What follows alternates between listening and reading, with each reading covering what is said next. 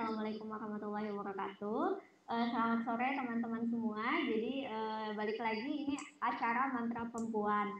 Nah, sebelum ini mungkin aku kenalin dulu apa itu mantra perempuan ya. Jadi mantra perempuan ini adalah sebuah acara di bawah Mubadalah ID, di mana kenapa namanya mantra? Karena mantra itu kayak artinya tuh apa sih, kata-kata yang punya kekuatan gitu. Nah, selama ini apa sih, acara-acara atau apapun itu kebanyakan jarang menyebutkan perempuan gitu ya, seandainya dalam acara, iya jarang menyebutkan seandainya pemateri perempuan dan lain-lain gitu dalam berbagai acara.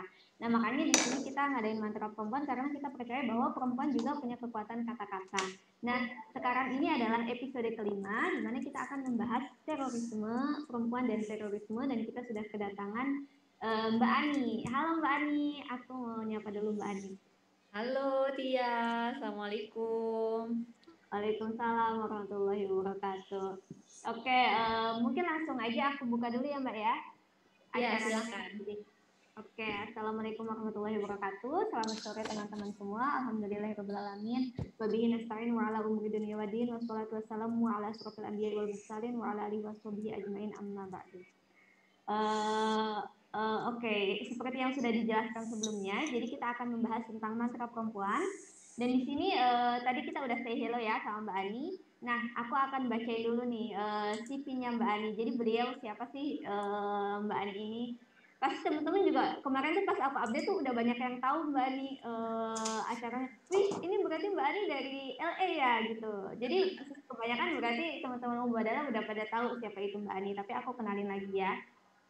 Jadi Mbak Ani Rufaidah ini sekarang beliau lagi jadi research fellow di USA, dan beliau juga dosen di Unusia ya Mbak ya, lagi cuti dulu untuk sementara. Kemudian juga senior analis di DASPAR atau Division for Applied Social Psychology Research. Nah, sebelumnya beliau juga pernah bekerja di Aman. Teman-teman yang suka ngikutin Mbak pasti sering tahu kalau sana kita juga sering kerjasama sama Aman Indonesia. Nah, Mbak Ani juga pernah bekerja di sana. Nah, karya-karya Mbak Ani ini udah banyak banget, publication-nya aja udah 39, kemudian artikel, kemudian penelitian itu udah banyak banget. Aku nggak mungkin bisa menyebutkan ya di sini satu persatu. Tapi kebanyakan memang beliau fokus di isu ini gitu, di isu terorisme ini ya Mbak Ani ya. Iya, betul. Jadi kebanyakan kalau kita baca paper-paper yang Mbak Ani, teman-teman bisa cek aja ya di Google Scholar apa nama Mbak Ani itu pasti banyak banget tuh hasilnya penelitian beliau. Keren-keren banget, bisa dibaca di sana.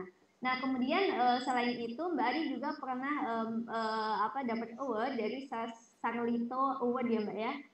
Iya kan? Gitu. Sarlito Wirawan Sarwono Award, yes. Oh iya, Sarlito Wirawan Sartono Award. Nah, itu adalah sebuah apa sih, ajang yang bergengsi tentang penelitian ya Mbak ya. Jadi Mbak Ani mendapatkan award itu di tahun 2019 ya. 2020, Oh, ya tahun lalu. 2020. Oh iya, 2020. Aduh. Oke, nah teman-teman, jadi udah kenal semua ya sama Mbak Ani. Bisa cek aja di Instagramnya juga ada @ani_rufaidah ya Mbak Ani ya. Bisa di Iya, follow. betul.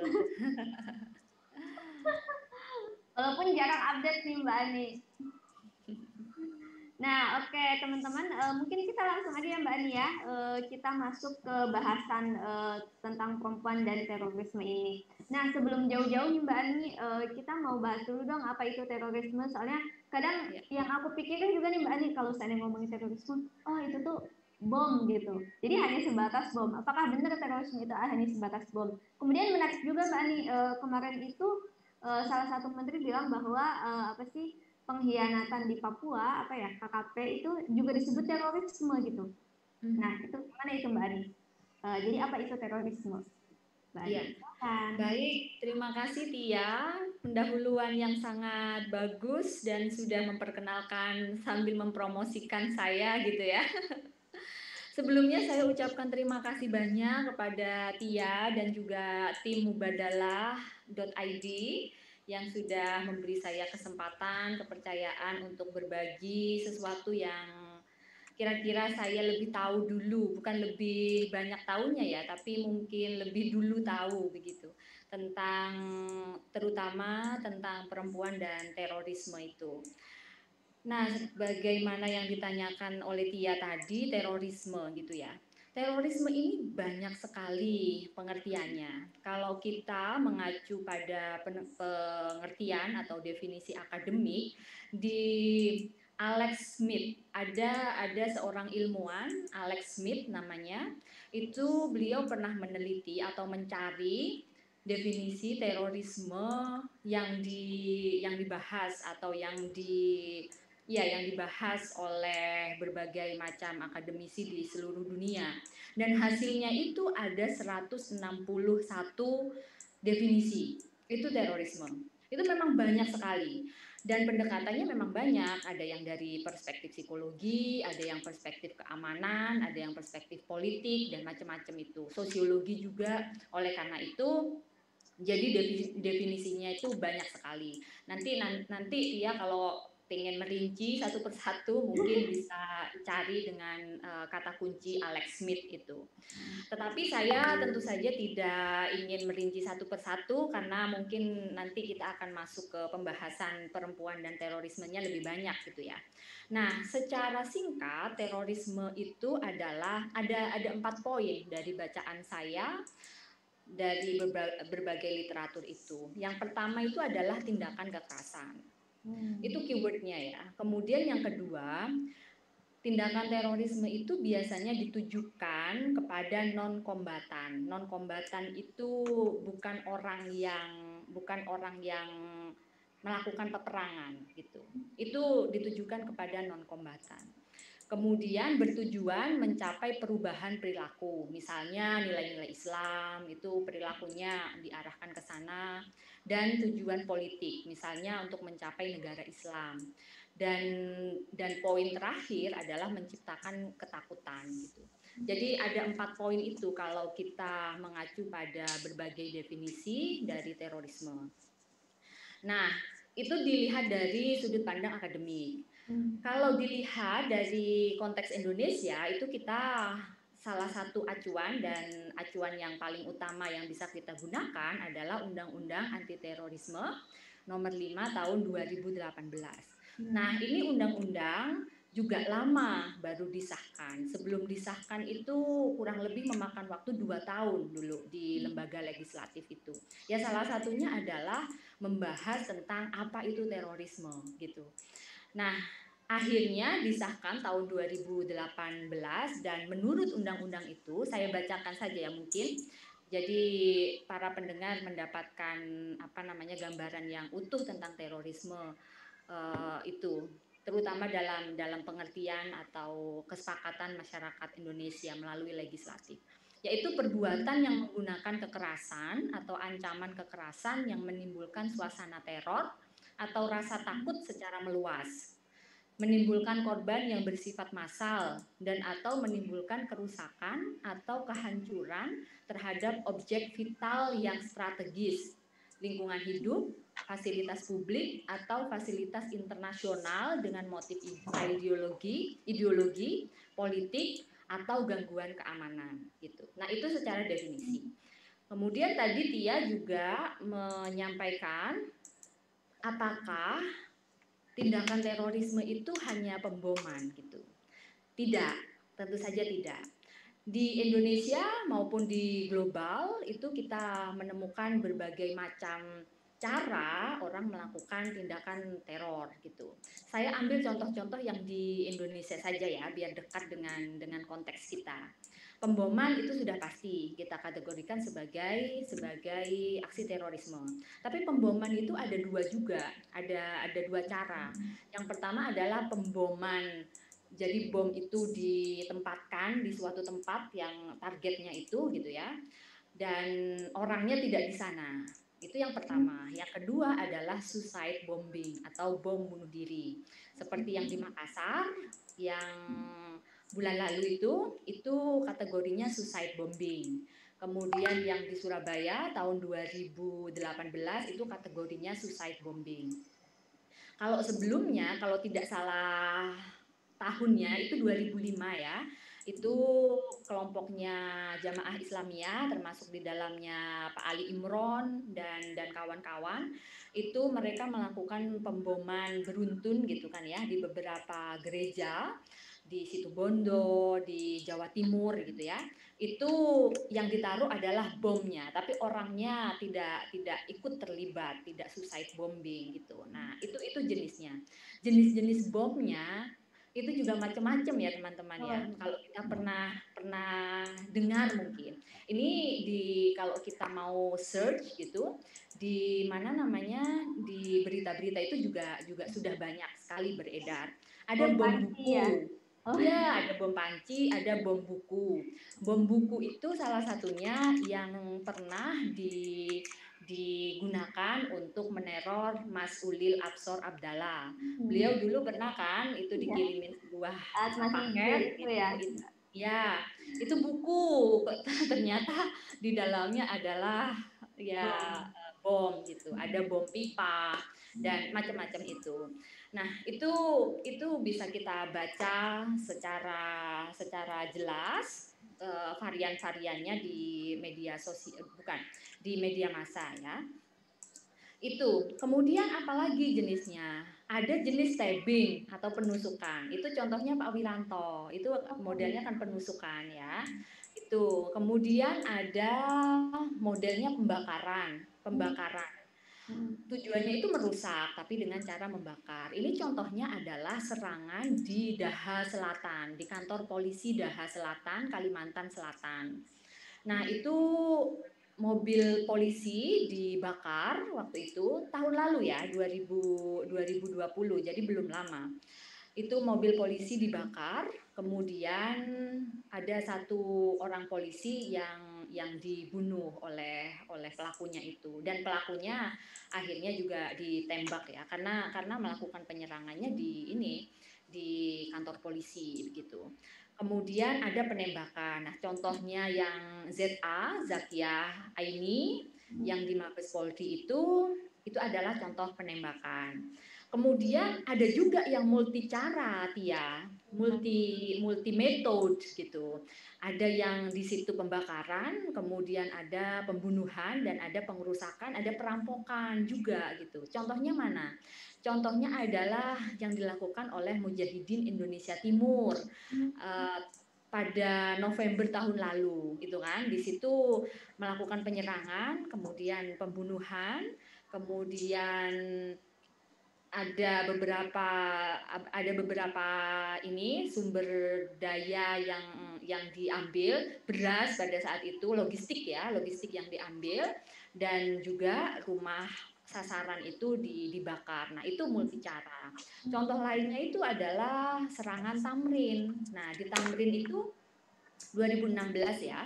Di Tamrin itu kan melakukan penembakan tuh para pelakunya, kemudian melakukan pemboman juga di Starbucks itu. Jadi ada multi cara gitu ya. Itu saya rasa, Tia. Mbak Ani, berarti sebenarnya kalau aku dapat ambil sebenarnya kalau tadi terorisme itu sebenarnya banyak banget yang tadi kata Mbak Ani yang ada 161 itu ya ininya. Tapi kalau misalnya di Indonesia itu lebih fokus ke yang menimbulkan rasa takut, kemudian juga melakukan dengan kekerasan. Dan sebenarnya caranya tadi banyak banget ya Mbak ya, ada yang lewat pembakaran dan lain-lain gitu. Dan bomnya juga ternyata banyak banget yang kayak ke Mas Ulil pakainya buku, kemudian ada yang pakai panci gitu-gitu ya Mbak ya. Oke, wah ini menarik banget Mbak. Aku juga jadi, oh iya ya, ternyata ini sangat beragam gitu. Nah Mbak, mungkin kita langsung setelah kita tahu nih teman-teman apa itu terorisme, kemudian macam-macamnya dan cara pembomannya, kita mungkin masuk ke tema kita kali ya Mbak ya. Kan kita mau ngobrol tentang perempuan dan terorisme. Karena ini kan lagi rame gitu ya Mbak ya, beberapa tahun terakhir itu kita sering menemukan kasus-kasus perempuan yang terlibat gitu. Yang kemarin di Makassar juga ternyata kan suami istri gitu ya, istrinya yang suicide bombing itu. Nah Mbak, kalau seandainya secara global sendiri itu gimana sih Mbak, trennya perempuan dan terorisme itu? Iya. Nah, kalau di global, saya ingin memberi catatan dulu ya. Mungkin bagi para pemula, saya juga sebetulnya belum lama, baru mulai mengkaji topik ini atau terlibat pada riset ini 2015 ya. Nah, sebetulnya perempuan terlibat dalam terorisme itu bukan hal yang baru begitu. Jadi ya dalam sejarahnya kalau kita lihat terorisme secara umum ya, bukan terorisme yang berbasis agama gitu ya atau yang berbasis Islam, yang mengatasnamakan Islam itu sudah banyak sekali gitu. Misalnya di Irak, itu di Italia, itu sudah banyak kombatan-kombatan yang melibatkan perempuan gitu ya. Itu tahun 1960-an itu mereka sudah terlibat sebagai kombatan, sebagai panglima perang dan sebagainya gitu. Nah, pada terorisme yang mengatasnamakan agama itu sebetulnya juga tidak baru-baru amat gitu, tidak baru-baru amat.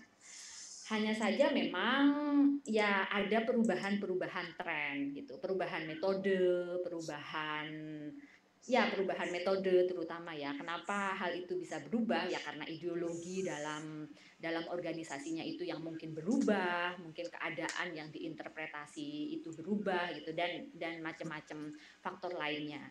Kalau dilihat trennya sendiri tahun 2010 misalnya ya, itu sudah ada 2 perempuan di Rusia yang dia melakukan suicide bombing di subway. Di subway itu ya kereta bawah tanah gitu ya. Itu 2. Itu tahun 2010 di Rusia gitu. Itu kan sudah 11 tahun yang lalu ya. Kalau kita bicara hal yang baru mungkin ya 2 tahun yang lalu begitu ya. Tapi ini sudah terjadi 11 tahun yang lalu begitu. Dan kalau di Indonesia sendiri memang saya melihat dan mengakui bahwa trennya itu naik ya, Tia. Kalau dulu itu perempuan-perempuan itu terlibat dalam support pasif sebagai passive supporter gitu. Tetapi kalau sekarang itu mulai terang-terangan gitu. Nah, kalau dulu itu yang ini dipengaruhi oleh gerakan terorisme global juga gitu. Kalau di Indonesia dulu kan yang ada itu Jamaah Islamiyah gitu ya. Nah, di Jamaah Islamiyah ini mereka punya punya apa namanya aturan atau koridor sendiri tentang bagaimana mereka memposisikan perempuan. Nah, di Jamaah Islamiyah ini kan sering disebut berafiliasi dengan Al-Qaeda gitu ya, mirip-mirip. Di Al-Qaeda juga demikian, meskipun juga perempuan banyak yang terlibat aktif dalam propaganda, dalam dakwah, dalam pendidikan gitu ya. Nah, di dalam aturan mereka, perempuan itu tidak ditempatkan sebagai pelaku. Mereka itu ditempatkan pada posisi-posisi untuk misalnya ideologisasi begitu. Jadi dia mempersiapkan mujahid-mujahid gitu. Nah, itu istrinya Osama bin Laden itu terlibat dalam hal-hal itu. Kemudian ada juga yang berperan dalam logistik begitu. Nah, kemudian setelah adanya ISIS gitu ya, ISIS kan berdeklarasinya sih 2014 ya, deklarasi sebagai ISIS itu. Tetapi benih-benihnya sudah ada sebelumnya.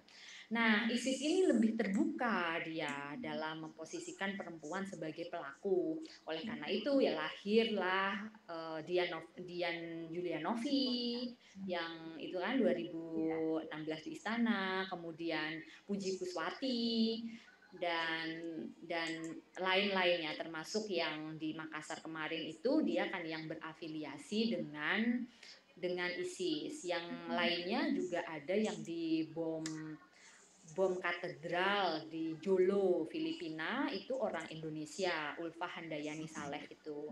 Nah, jadi kalau di Indonesia memang trennya agak naik ya. Karena pengaruh dari ISIS yang semakin terbuka gitu untuk menempatkan perempuan sebagai pelaku. Oke, Mbak. Berarti sebenarnya apakah ini hal baik atau enggak ya, Mbak ya, dengan adanya perempuan jadi pelaku itu kan berarti kalau misalnya ISIS terbuka berarti sebenarnya apakah dengan kata lain JI itu tertutup gitu, Mbak? Tidak, maksud saya adalah dalam memposisikan perempuan saja. Jadi setiap organisasi itu mereka kan sebagai organisasi ya, Oh ya, punya ideologi. yang menginginkan sebuah negara Islam, tegaknya negara Islam, tetapi sebagai sebuah organisasi ideologinya kan berbeda-beda. Nah, JI ini adalah organisasi yang mereka tidak mengizinkan perempuan untuk mengambil peran di battlefield, di apa namanya, ya di medan perang begitu, kecuali dalam kondisi darurat Oh, yang sudah tidak ada cara, ini perang gitu, dan kita sudah kekurangan tenaga, nah itu baru boleh diperbolehkan gitu ya. Tetapi menurut mereka sampai saat ini ya belum ada kondisi darurat yang mengharuskan perempuan untuk ke sana gitu ya. Nah, tetapi kalau ISIS itu yang mereka awal. lebih terbuka secara ideologinya gitu, secara ideologinya. Jadi semuanya itu di-trigger oleh ideologi yang mereka yakini begitu. Sebetulnya kalau ISIS ini ada perubahan ya, ada perubahan. Kalau kita baca majalahnya ISIS itu mereka kan punya majalah-majalah gitu ya. Nah, salah satunya itu ada yang membahas tentang peran perempuan. Itu peran perempuan dalam jihad. Disebutkan di majalah itu perannya adalah dalam posisi-posisi yang tidak di battlefield, yang tidak di medan perang gitu. Jadi sebenarnya Misalnya perannya adalah mendoakan mujahid gitu, mendukung mujahid gitu. Mujahid ini ya bisa anaknya, bisa bisa suaminya. keluarganya, bisa juga suaminya gitu, atau bisa juga mujahid secara umum gitu. Nah, itu peran dia. Dan juga jihad melalui harta gitu. Nah, itu di ISIS itu di majalah yang salah satu majalah yang membahas khusus tentang peran perempuan, peran wanita. Mereka sebutnya peran wanita dalam jihad gitu. Itu seperti itu, bukan di battlefield. Kemudian tahun 2017 ini berubah sejak ISIS sentral, ISIS Syria, dia mempublikasi atau merilis sebuah video tahun 2017 ya. Merilis sebuah video. Di dalam video itu ada tampilan di mana seorang perempuan ambil bagian di medan perang begitu. Ya, dia melakukan tembakan-tembakan gitu. Nah, sejak itulah perubahan itu terjadi dari pasif gitu ya, dari pasif yang seperti di majalah tadi menjadi aktif gitu. Nah, ini nih video ini tahun 2017 tuh yang sampai saat ini menjadi rujukan kenapa perempuan itu dianggap boleh untuk mengambil peran di battlefield gitu. Nah, sebetulnya di percakapan-percakapan mereka itu masih ada yang ragu-ragu gitu ya, terutama kalau ada seorang perempuan yang melakukan serangan misalnya aksi gitu ya. Nah, itu ada yang meragukan, ini kok perempuan boleh melakukan, apakah tidak dilarang dalam agama atau dalam ideologi kita. Nah, orang-orang yang seperti ini biasanya orang-orang yang dia belum sadar akan adanya video tahun 2017 itu. Gitu. Tetapi bagi orang-orang kan tidak semuanya bisa mengakses kan, tetapi bagi sebagian orang yang sebagian supporter yang sudah mengetahui video tersebut, dia akan mengatakan 2017 ISIS sudah mengeluarkan sebuah video yang memperbolehkan atau yang menampilkan sosok perempuan sedang pegang senjata. Alasannya apa di video itu? Alasannya adalah menjaga atau membela kehormatan saudara-saudaranya gitu. Jadi diperbolehkan gitu. Jadi 2017 ini yang menjadi apa namanya ya, Balik ya. titik perubahan peran dalam jihad di kelompok ISIS. Oke Mbak Ani. Oh, ini menarik banget. Mbak Ani kalau mau minum dulu juga nggak apa-apa ya Mbak Ani. Kita bukan kelompok yang mudah tergoda kok. Ya, tadi Ayo. sudah sudah cukup kenyang Tia, jadi Oh ya, masih masih oke ya. Mohon maaf ya, jadi ya Mbak Ani. di sini sedang tidak puasa, Tianya puasa. Nggak apa Mbak Ani. Nah, oke Mbak Ani. Nah, itu menarik banget. Berarti sebenarnya ISIS juga punya perubahan ya Mbak Ani ya. Tadinya awalnya nggak boleh. Kalau di JI emang secara ideologi mereka nggak boleh gitu sampai sekarang. Tapi kalau di ISIS tadinya nggak boleh. Kemudian sejak 2017 itu merilis, kemudian boleh. Dan sebenarnya kalau ada pro kontra juga berarti itu kebanyakan mereka yang belum tahu ada video tersebut. Nah, Mbak Ani, menarik nih Mbak Ani ya hal-hal itu ya. Nah, tapi aku juga penasaran Mbak Ani, kalau seandainya secara perempuannya nih, kenapa sih kebanyakan ada perempuan yang mau masuk gitu ke kelompok teroris gitu? Apakah Iya, kalau misalnya aku pernah baca itu katanya karena sebenarnya apa sih mereka tuh diskriminasi di dunia nyatanya, kemudian mereka merasa empower gitu di dunia teroris diberikan apa sih diberikan akses untuk jadi di battlefield itu gitu ya. Nah, gimana menurut Mbak Ani? Apa penyebab perempuan bisa masuk gitu Mbak Ani? iya. Kalau saya setelah sejauh ini sejauh ini belajar gitu ya di isu ini, ya perempuannya, ya laki-lakinya gitu. Jadi meskipun saya fokus pada banyak mengkaji tentang perempuannya gitu ya, karena di DSPR kan saya diplot di sana kan ya, direkrutnya sebagai sebagai peneliti perempuan yang meneliti tentang perempuan di kelompok teroris itu gitu. Tetapi kalau kita tidak memahami apa narasi besar yang ada gitu, yang berlaku kepada semua kelompok, itu rasanya belum belum ini juga belum apa namanya belum lengkap gitu ya. Nah, makanya kalau kita mempelajari perempuan, mau nggak mau kita juga harus membaca narasi-narasi secara umum gitu. Nah, dari apa yang saya pelajari itu sebetulnya gimana ya? Sebetulnya itu untuk dikatakan beda sama sekali itu tidak begitu. Ada hal-hal yang sama antara laki-laki dan perempuan itu full faktornya itu ada yang sama dan mirip-mirip gitu ya. Tidak selalu bisa dibedakan kalau perempuan hanya ini, kalau laki-laki hanya ini. Tidak seperti itu. Jadi kadangkala kita perlu melihat orang ini, baik laki-laki maupun perempuan ini sebagai individu saja begitu. Meskipun kita harus melihat apa perbedaan atau apa ya keunikan dari masing-masingnya. Tetapi kalau menurut saya kita melihatnya sebagai individu itu harus diutamakan gitu. Kemudian yang kedua kita melihatnya sebagai dia laki-laki dan dia perempuan. Mungkin ada kondisi-kondisi yang berbeda gitu ya. Nah, pada beberapa faktor, pada beberapa trigger itu ada yang sama gitu. Misalnya di laki-laki itu juga ada yang dia masuk dalam kelompok itu karena mencari makna diri misalnya. Kalau di teorinya Ari Kruglanski yang melakukan pendekatan psikologi sosial gitu ya, itu significant quest. Dia mencari, jadi individu itu mencari kebermaknaan dan dia menemukan kebermaknaan itu di dalam kelompok teroris itu gitu ya. Nah, kebermaknaan itu bisa macam-macam triggernya. Bisa yang karena dia merasa termarginalisasi di sebelumnya atau merasa tidak apa ya namanya tidak bermakna di kelompok sebelumnya sehingga dia menemukan atau mencari makna itu di dalam kelompok terorisnya itu.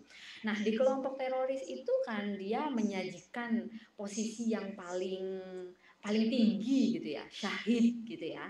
Siapa sih yang nggak mau sebagai syahid Muslim. gitu ya?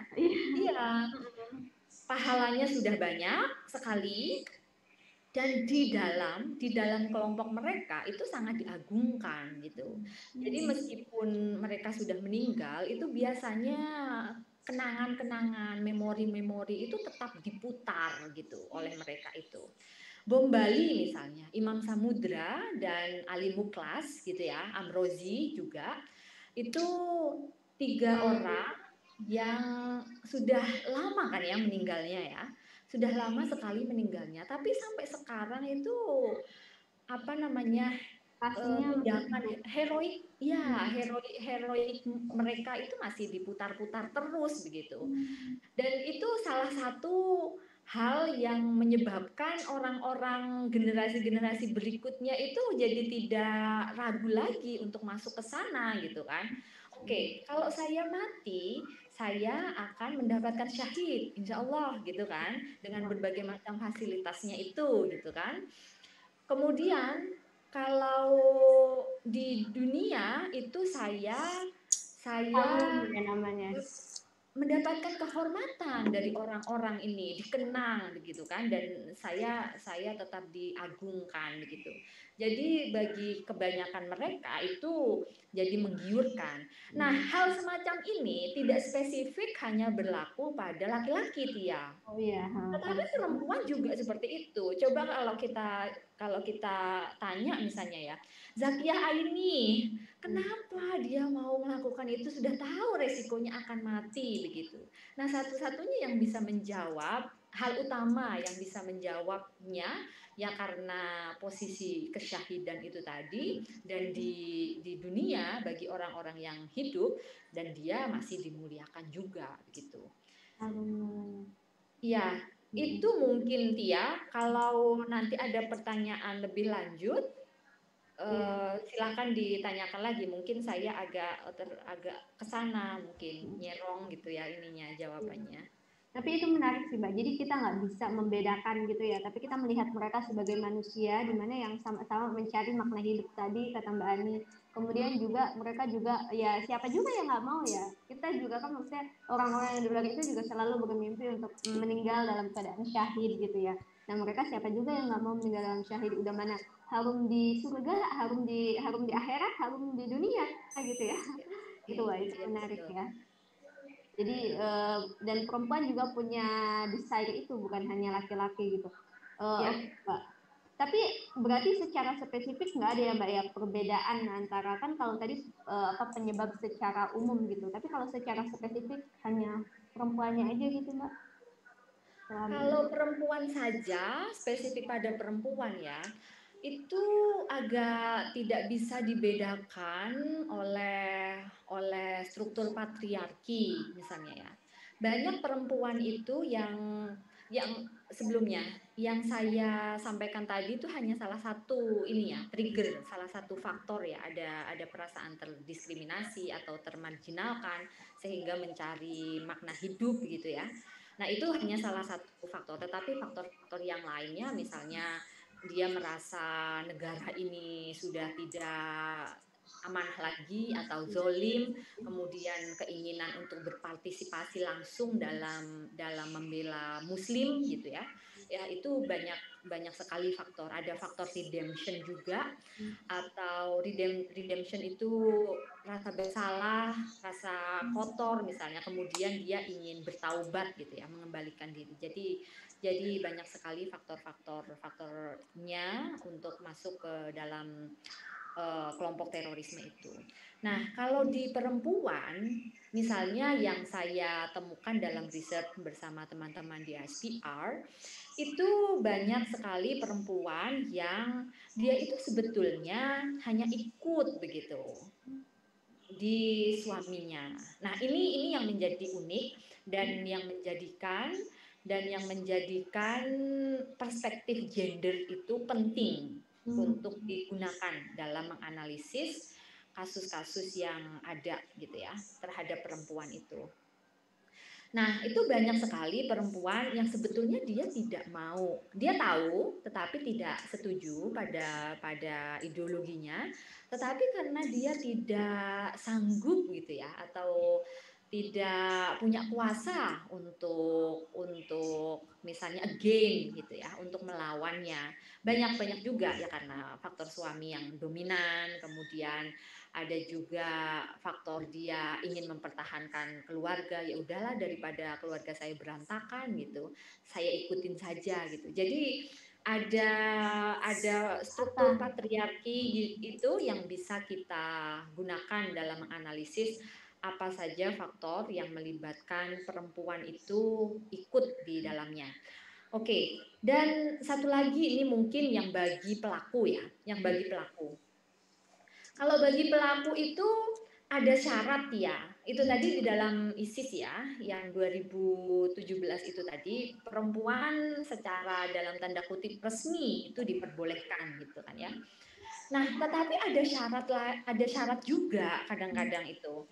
Harus harus mendapatkan izin dari suami gitu. Ya, izin dari suami. Oleh karena itu, ini bagi yang berstatus istri ya.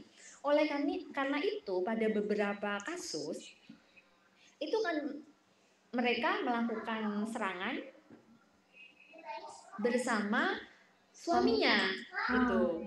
Ya, kasus Surabaya itu bersama suaminya, ya kan? Artinya ya sudah pasti mendapat izin wong bersama-sama gitu kan. Dian Yulianovi itu juga atas pengetahuan suaminya.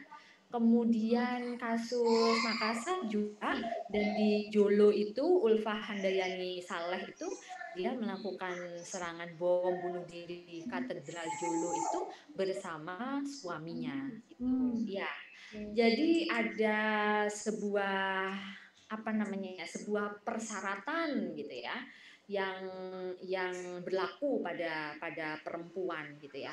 Jadi perempuan harus mendapatkan izin dari suami untuk melakukan aksi itu tadi. Oke Mbak, wah ini menarik banget. Jadi sebenarnya apa kebanyakan itu karena ketaatan itu ya Mbak ya. Jadi kadang mereka nggak mau, tapi sebenarnya akhirnya mereka masuk. Kemudian tadi juga kata Mbak ini sebenarnya harus izin sama suaminya. Nah akhirnya kebanyakan dari mereka melakukan itu bersama suami gitu ya. Kayak Ya. tadi kasus-kasus Makassar, Surabaya, Jolo juga. Nah Mbak, ini menarik juga Mbak. Ini juga kan jadi perdebatan akhirnya dari yang tadi Mbak Ani sebutkan gitu bahwa mereka kebanyakan ada yang nggak mau, kemudian karena ketaatan aja gitu. Terus sama suaminya. Nah Mbak, sebenarnya nih ini suka jadi pertanyaan, perempuan itu dalam kasus begini itu jadi korban atau pelaku sih Mbak? Atau sebenarnya kita nggak bisa lihat dua itu, nggak bisa hitam putih begitu gitu? Betul, betul Tia. Jadi kita melihat sebuah kasus itu harus sangat spesifik dan individual dan kontekstual begitu ya. Kalau dalam kajian-kajian yang sudah dirangkum dari berbagai research gitu ya, itu juga macam-macam. Tapi memang kalau kita memposisikan perempuan sebagai korban saja itu jadi problematik karena faktanya sudah tidak demikian gitu. Nah, kalau kategori-kategori peran perempuan itu secara garis besar ya, secara garis besar itu bisa dibedakan dalam 4 macam ini. Yang pertama itu adalah passive supporter. Jadi dia supporter aktif, pendukung pendukung pasif gitu. Sebetulnya dia tahu, tetapi diam saja gitu. Kayak misalnya yang saya contohkan tadi, yang perempuan JI, mereka itu sebetulnya tahu gitu, sebetulnya tahu, tetapi diam saja gitu. Nah di JI itu mereka biasanya kan menikah dengan orang-orang JI juga gitu ya, terutama yang menikah dengan orang-orang JI. Itu mereka dan berasal dari pondok pesantren JI misalnya, itu mereka sudah tahu kalau menikah dengan mujahid itu ada konsekuensi, dia ditinggal tadrib misalnya. Tadrib itu pelatihan-pelatihan untuk persiapan melakukan aksi misalnya gitu. Ya, Iqdad gitu. Kemudian Askari itu lebih ke pelatihan militer gitu. Nah, mereka itu tahu ada konsekuensi-konsekuensi itu, ditinggal dan macam-macam gitu ya. Tetapi ya mereka diam, dan itu merupakan salah satu peran mereka. Diamnya itu merupakan salah satu peran mereka untuk mendukung gerakan yang dilakukan oleh suaminya gitu. Itu passive supporter. Ada juga yang aktif supporter. Aktif supporter itu mereka terlibat dalam kegiatan-kegiatan yang mendukung kelompoknya. Misalnya melakukan propaganda. Propaganda itu kan menyebarkan ideologinya, menyebarkan incitement, misalnya dorongan-dorongan gitu ya, men-trigger orang gitu untuk melakukan jihad gitu. Itu propaganda. Kemudian ada yang juga menggalang dana. Menggalang dana ini Contohnya yang 3 perempuan yang Gitu ya. di Singapura ya tahun lalu itu ada yang ditangkap. Dia itu maid, dia itu maid TRT, itu TKI TRT. yang ya TKI yang bekerja sebagai pekerja rumah tangga, ya pembantu rumah tangga ya sebagai helper.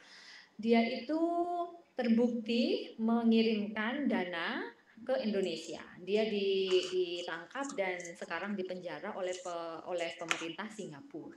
Itu dia menggalang dana, dan penggalangan dana yang dilakukan itu tidak dari kantongnya sendiri, tetapi dia juga melakukan open donation gitu ke RT teman-temannya. yang lainnya juga. Ya, betul. Nah, itu penggalangan dana. Ada juga yang dia aktif melakukan dakwah gitu. Dakwah itu macam-macam ya. Ada yang di sosial media secara online atau ada yang di offline gitu.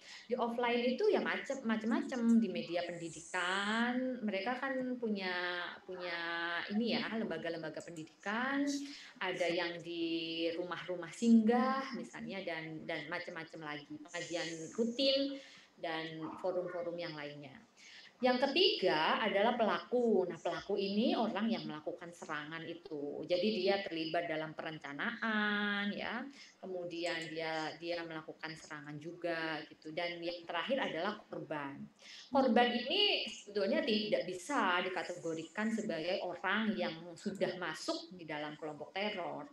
Mereka ini orang yang berada di circle teror itu, tetapi dia sebetulnya tidak masuk. Nah, dia itu tidak tahu sama sekali. Nah, ini di research kita di DSPR itu banyak tuh yang seperti ini. Mereka tidak tahu apa-apa Tahu tentang bahwa itu. ya kegiatan suaminya itu apa saja gitu. Mereka tidak tahu, tetapi ketika suaminya ditangkap, nah mereka ini mendapatkan dampak buruknya. Ada yang di stigma, ada yang di social exclusion gitu, ada yang dibully anaknya juga. Nah, kategori yang seperti ini adalah kategori korban gitu. Oke. Ini menarik Mbak. Oh ya, itu apa? Untuk melihat itu ada filmnya Mbak ya, Keluargaku Jihadku itu ya. Ya, betul, betul. Keluargaku Jihadku yang Eh, diproduksi di SCR itu. DSCR, iya. Teman-teman bisa lihat nanti ya. Nah itu jadi sebenarnya berarti kalau kita melihat perempuan itu nggak bisa hitam putih dan sebenarnya sangat subjektif gitu ya Mbak ya. Tadi juga Mbak Ani udah membagikan ada 4, ada yang aktif, ada yang pasif, ada yang jadi korban, ada yang jadi pelaku gitu. Nah jadi kita nggak bisa langsung, kamu korban, kamu pelaku, didua-duakan gitu ya Mbak ya. Wah ini menarik juga. Nah Mbak, untuk melihat itu kan kita perlu ini ya, kita perlu apa sih, alat-alat gitu. Apakah dia korban atau pelaku atau aktif. Nah, hal-hal apa aja sih Mbak yang apa sih kita perlu lihat gitu ketika kita melihat kasus apa sih terorisme. Gimana Tia? Boleh diulangi? Jadi hal-hal apa aja yang penting untuk diperhatikan gitu Mbak. Menurut Mbak Ani ketika ada kasus terorisme nih supaya kita nggak asal nuduh gitu. Seandainya langsung korban, langsung pelaku gitu. Ya, ya. Konteksnya ya yang penting itu. Gini, memahami atau ya memahami, mempelajari terorisme itu kita memang harus jeli untuk melihat kasus per kasus gitu. Karena satu kasus itu dia bisa macam-macam ininya, varian apa namanya ya, keunikannya itu macam-macam gitu. Dan belum lagi jaringannya, belum lagi metodenya, belum lagi perencanaannya gitu ya. Jadi yang pertama harus dilihat kalau kita membaca atau mempelajari sebuah kasus terorisme itu ya konteksnya, konteks dia sebagai pelaku atau sebagai korban atau sebagai apa posisinya itu. Dan kalau seperti itu kan kita jadinya harus harus bisa narik mundur juga tuh, harus bisa narik mundur ke beberapa tahun sebelumnya dia ini bergaul dengan siapa begitu ya. Jadi memang betul kalau kita kita mendekati kasus terorisme atau orang-orang yang terlibat dalam kasus terorisme itu harus secara individual, itu betul. Makanya di penanganan kasus terorisme itu yang berat kan di assessment-nya gitu. di pertama itu di assessmentnya. Orang ini mendapatkan dari mana sih?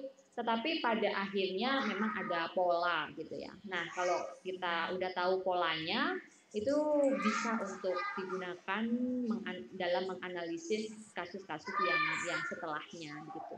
Ya, jadi yang saya bisa suggest atau sarankan yang perlu kita lihat pertama kali dalam memahami itu adalah melihat kasus itu sebagaimana kasusnya, sebagai kasus tersebut gitu, secara individual.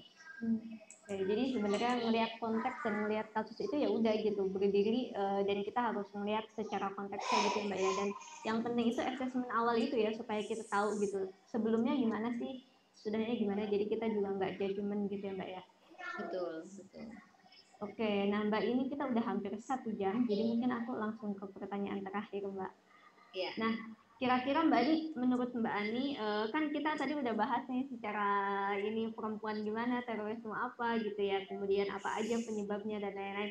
Nah, sekarang Mbak, kira-kira gimana sih cara pencegahan atau ya pencegahannya supaya kita tuh nggak masuk ke sana ya aku sendiri gitu. Kita sendiri nggak masuk ke sana gitu. Iya. Oke, sebetulnya yang bisa kita lakukan itu banyak cara ya. Dan di Indonesia itu adalah salah satu negara yang sangat kaya pendekatan. Karena semua pihak, banyak pihak yang sudah melakukan upaya ini, baik dari pemerintah maupun dari civil society organization atau CSO itu. Mereka ada yang melakukan ke pendidikan, ada yang melakukan ke keluarga, ada yang melakukan di lapas dan lain-lainnya gitu. Ada yang counter narasi dan macam-macam lainnya itu gitu ya. Nah, kalau menurut saya sih yang bisa kita lakukan itu ya pendekatan-pendekatan dari lingkungan terkecil yang ditinggali atau dihuni oleh individu gitu ya. Lingkungan terkecil itu apa sih? Ya keluarga misalnya. Keluarga itu kan banyak loh yang kecolongan gitu ya. Kemarin itu misalnya contohnya Zakiyah Aini. Zakiyah Aini itu sebetulnya kan sudah menunjukkan ciri-ciri ya, menunjukkan sign gitu bahwa dia keluar dari program kuliahnya. Itu sebetulnya sudah satu sign, satu tanda. Kenapa sih dia kuliahnya itu keluar secara keuangan dia tidak berhalangan. Dia tidak kekurangan kan, tapi kenapa keluar gitu. Ini sesuatu yang bisa dicurigai. Nah, dalam kelompok mereka, orang yang keluar dari kuliah itu bisa jadi karena dia tidak mau mengikuti sistem demokrasi yang dianggap togut. Itu adalah human made law gitu. Jadi hukum buatan manusia. Demokrasi itu adalah hukum buatan manusia. Itu tidak boleh. Ya. Dan universitas itu adalah salah satu yang mengikuti hukum demokrasi kan, makanya tidak boleh. Itu ciri pertama. Ciri kedua, kemarin itu Zakiyah itu kan sudah ini ya dia sudah menunjukkan perilaku menutup diri, misalnya jarang bergaul. Nah itu salah satunya juga seperti itu. Kenapa? Kemungkinannya dia ingin bergaul dengan orang-orang yang akidahnya sama gitu, yang tauhidnya sama gitu. Kita ini bertauhid, kita kan bertauhid ya Tia. Tetapi menurut mereka tauhid kita itu belum benar. Beda, ya betul. Tauhid itu bukan yang seperti itu. Jadi kalau bicara yang seakidah itu berarti tauhidnya yang sesuai dengan mereka. Nah ini keluarga. Zakiyah ini adalah salah satu contoh saja ya bahwa sebetulnya di keluarga ini bisa diantisipasi loh kalau keluarga ini memahami tanda-tanda radikalisme, terorisme itu gitu. Tetapi karena di keluarganya ini kemungkinan tidak mengerti, jadi ya itu dianggap sesuatu yang normal. Ini perubahan anak dari remaja aja gitu ya. Betul. Dan juga pada kasus itu kan siapa yang tahu surat wasiatnya itu kakaknya kalau tidak salah ya, kakaknya itu kan tahu surat wasiatnya, tetapi dia tidak, bingung katanya untuk melaporkannya kemana. Nah, kalau keluarga ini paham tentang perilaku atau tanda-tanda orang yang terpapar radikalisme, dia akan segera itu melaporkan ke polisi terdekat gitu. Tetapi mungkin karena keluarganya ini tidak tahu, ya makanya dibiarkan. Akhirnya ya kejadian itu. Orang yang menulis menulis surat wasiat itu sebetulnya sudah sangat siap kan ya. Dan proses menuju ke sana itu kan banyak sekali ya. Jadi kalau dia sudah menulis itu dia tidak akan menunggu lama lagi gitu. Nah, itu menurut saya pendekatan yang bisa kita lakukan itu antisipasi dari keluarga, dari komunitas-komunitas terkecil di mana individu itu berada, yaitu keluarga. Dari keluarga apalagi misalnya komunitas gitu. Kan kita itu kan ada komunitas-komunitas, misalnya kalau Tia mungkin ikut pengajian, kemudian yang lainnya ikut remaja masjid gitu. Nah, itu antisipasi dari kelompok-kelompok terkecil itu, lalu kemudian ke kelompok yang lebih besar lagi. Mungkin itu Tia. Oke, berarti sebenarnya kita bisa ngambil pendekatannya dari kelompok terkecil dulu gitu ya, kayak yang kasus Zakiah ini itu kalau saya keluarga tahu kayaknya bisa mencegah gitu ya setidaknya gitu, supaya dia tidak melakukan. Oke Mbak, wah menarik banget Mbak. Nah ini udah hampir 1 jam Mbak, tapi kira-kira Mbak Ani ada yang mau disampaikan lagi nggak Mbak terkait tema ini? Misalnya ada yang belum Mbak sampaikan tapi itu penting gitu dan lain-lain. Ya, saya ingin menambahkan peran tadi ya, peran perempuan. Yang saya sebutkan tadi ada 4, itu di Indonesia itu ada. Saya mau menambahkan lagi, ini yang diteliti oleh Audrey Alexander di US ini. Dia menyebutkan satu lagi peran perempuan itu, yaitu membantu pelaku itu bisa laki-laki bisa perempuan untuk melakukan hijrah itu travel ke Syria, bergabung ke Syria. Ini salah satu peran lain yang bisa dilakukan oleh perempuan. Jadi yang dia lakukan adalah mengantarkan gitu loh, memfasilitasi adanya travel hijrah gitu. Travel bukan sebagai agen ya, tetapi adanya hijrah dari negara domestik dia, negara asal dia ke negara-negara yang berbasis ISIS. Yang berbasis ISIS itu ya misalnya Filipina, kalau kita lihatnya dari Indonesia gitu ya. Kemudian di sini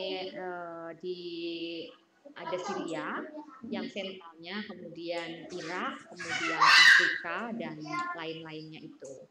Itu yang ingin saya tambahkan sedikit. Dan juga tentang yang perempuan tadi ya. Jadi yang pertama kita lihat, saya hanya ingin mengemphasize lagi aja, menekankan agar tidak salah paham bahwa untuk melihat keterlibatan perempuan ya harus dilihat dia sebagai individu ya.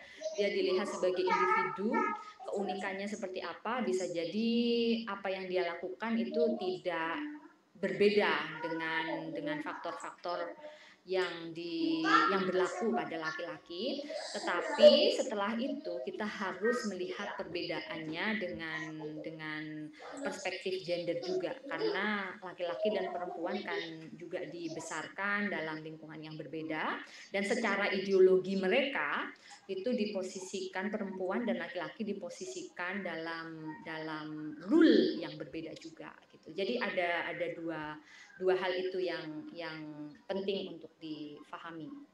Oke Mbak, siap.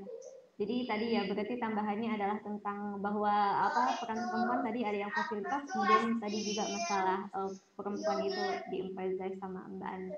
Oke teman-teman, jadi itu yang tentang perempuan dan terorisme, semoga cukup karena di sini kan kita nanti kalau saya ada pertanyaan bisa komen aja, nanti barangkali Mbak Ani ada waktu untuk komentar lagi balas di YouTube. Ya.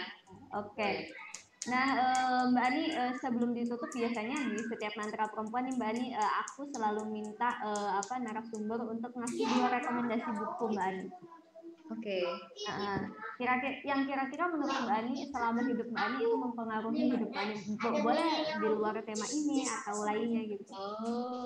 Oke. Ada nggak Mbak Ani 2 buku aja yang menurut Mbak Ani oke banget? Kalau untuk topik perempuan dan terorisme itu bukunya Mia Bloom, Mas ya. Mia Bloom itu adalah seorang profesor di US ini di Georgia. Dia merupakan salah satu pionir gitu ya yang mengkaji tentang perempuan dan terorisme. Dia dalam bukunya adalah Sini apanya Kak? Sini apanya Kak? Woman Sini and apanya kalau mau main ke Pamina? terbitkan 2011. Tetapi sampai sekarang saya rasa juga masih menjadi relevan ya. Dia itu meng-capture banyak sekali contoh keterlibatan perempuan, termasuk yang di Indonesia, termasuk yang kasus-kasus JI gitu. Mulai bom bunuh diri di Tel Aviv, misalnya di Israel gitu ya, sampai yang tahun 2010 yang kasusnya di Rusia itu tadi, suicide bombing gitu ya. Itu ya betul. Itu yang pertama. Yang kedua adalah salah satu buku, sebetulnya buku ini baru saya baca di sini pas saya di US gitu. Dia nggak tahu mungkin ini relevan atau tidak bagi teman-teman karena sebagian besarnya dia menyampaikan sebuah cerita bagaimana ini orang dari Jepang gitu, dari Jepang. Dia move ke Amerika gitu ya. Judulnya adalah Think Big gitu. Jadi berpikirlah besar gitu. Dia menceritakan di dalam buku itu tentang bagaimana dia coping sebagai orang Jepang yang bahasa Inggrisnya masih belepotan gitu ya, yang pengalamannya sedikit gitu ya. Harus dihadapkan dengan kondisi di Amerika yang menuntut dia harus serba siap gitu ya. Nah, menurut saya meskipun kasusnya itu spesifik pada pengalaman dia, tetapi sepertinya bagus untuk kita jadikan inspirasi bagaimana kita coping terhadap tantangan-tantangan yang ada dalam hidup kita. Gitu. Wah, itu keren Mbak Ani. Jadi itu juga yang salah satu yang membantu Mbak Ani coping di sana dong? Iya, saya betul. Aduh, ini orang bisa ya, sepertinya lebih susah deh gitu. Orang ini sepertinya lebih susah dari apa yang saya alami sekarang begitu, tapi dia berhasil dan bukunya itu bestseller dan sekarang dia menjadi salah satu trainer gitu ya. Dia founding sebuah institusi namanya Happy School atau Happy Institution gitu, ada happy-nya gitu, dan dia menjadi founder di sana dan trainer di sana sampai sekarang. Wah, itu keren banget. Aku penasaran Mbak. Judulnya apa Mbak? Ada Think Big. Oh ya, Think Big. Oke. Ya. Itu bahasa Inggris, tapi bahasa Inggris yang sangat mudah dipahami. Oke, yang levelnya masih bawah lah ya. Jadi kita ya itu bagus untuk anak-anak muda, bagus untuk anak-anak muda gitu. Iya, dia punya setat yang mungkin jauh lebih di belakang Mbak Ani gitu saat ini, dan itu berarti membuat kita terinspirasi gitu ya Mbak ya. Ya, terutama untuk teman-teman yang mungkin ingin menjajaki gitu ya dunia lebih luas gitu, global gitu ya. Oh, ada loh orang yang mengalami seperti ini, masa saya nggak mampu gitu, mungkin bisa jadi motivasi gitu. Oke, siap Mbak Ani. Ini noted banget ya. Silakan teman-teman cari yang tadi, kalau tadi buku tentang terorisme, perempuan dan terorisme itu yang dari Mia Bloom, kemudian yang Mbak Ani sendiri sekarang sangat menurut Mbak Ani bagus, itu adalah Think Big, itu bisa untuk coping, apalagi untuk yang mau belajar di overseas seandainya dan masih insecure gitu ya Mbak ya. Iya, betul. Oke, makasih Mbak Ani. Nah, sebelum terakhir juga nih Mbak Ani, ada nggak moto kehidupan yang Mbak Ani pakai selama hidup ini Mbak Ani? Selama hidup ini, kalau saya itu dulu ikut TNI kan ya. Oh iya. Gak apa-apa ya menyebutkan jadinya. Saya masih percaya pada zikir-zikir dan amal soleh. Itu menurut saya sudah lengkap ya, moto itu digunakan untuk siapa saja, mau orang yang di luar TNI juga boleh berzikir, yaitu ingat Allah, itu memposisikan Allah sebagai yang utama gitu ya. Dan yang kemudian yang kedua adalah fikir gitu ya, kita menggunakan fungsi luhur ya, fungsi luhur manusia berpikir dan mengimplementasikannya dalam amal soleh gitu. Dan kalau yang sekarang itu yang banyak saya gunakan itu saya banyak mengikuti ini kajian-kajiannya Gus Baha gitu ya. Memang yang pertama itu tauhid itu ya, tauhid. Ya, ya sebetulnya apa yang saya pelajari di terorisme itu kan juga saya harus mengkaji tauhid mereka kan, gitu. Nah, jadi ternyata ada dua nih ya, meskipun satu tauhid gitu ya, tetapi ada dua nih, ada dua pengertian. Ya, tauhid yang modelnya mereka itu dan tauhid yang modelnya kurang lebih modelnya Gus Baha gitu ya. Ya, kedua-duanya tauhid gitu, tapi kemudian interpretasinya berbeda dan ada salah satu yang menganggap tauhid kita ini tidak benar gitu. Oke Mbak. Jadi motonya Mbak Ani itu zikir amal soleh, yang PWI itu aku juga PWI Mbak. Wah, jadi oke. Zikir amal soleh sama tauhid itu ya. Tauhidan ya. Tauhidan berarti kita maksudnya nggak bisa bergantung kepada selain Allah, la ilaha illallah itu ya, tidak ada Tuhan selain Allah. Kekuasaan. Oke Mbak Ani, makasih banyak. Jadi sudah hadir Mbak Ani udah mau hadir di Mantra Perempuan, dan ini pasti udah malam ya Mbak Ani ya di sana. Di sini jam 11. Waduh, belum terlalu malam. Dan waktu istirahat saatnya sahur. Oke Mbak Ani, makasih banyak. Ada lagi Mbak Ani yang mau disampaikan sebelum kita tutup? Sudah secara konten itu ya, tapi sekali lagi saya mengucapkan terima kasih kepada teman-teman Mubadalah dan juga Tia yang memberikan kesempatan kepada saya untuk berbagi. Semoga apa yang sudah saya sampaikan ini bisa sedikit memberikan pengayaan bagi pengetahuan-pengetahuan yang sudah teman-teman miliki. Kalau seandainya ada hal-hal yang ingin didiskusikan di kemudian hari, saya akan dengan senang hati untuk nimbrung dalam diskusinya. Oke, siap Mbak Ani. Kalau butuh kontak Mbak Ani bisa kontak aku ya. Oke, terima kasih juga teman-teman yang sudah nonton acara Mantra Perempuan ini. Ini menarik banget pembahasan tentang perempuan dan terorisme. Aku juga jadinya belajar banyak dari Mbak Ani. Makasih banyak untuk Mbak Ani. Dan mohon maaf teman-teman kalau seandainya ada kesalahan dari aku atau dari seandainya tim Badala, seandainya suaranya kurang-kurang atau apa gitu ya. Semoga bisa dipahami. Sekian dari kami. Udah ya Mbak Ani ya. Makasih banyak ini.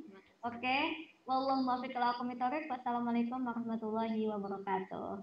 Waalaikumsalam warahmatullahi wabarakatuh.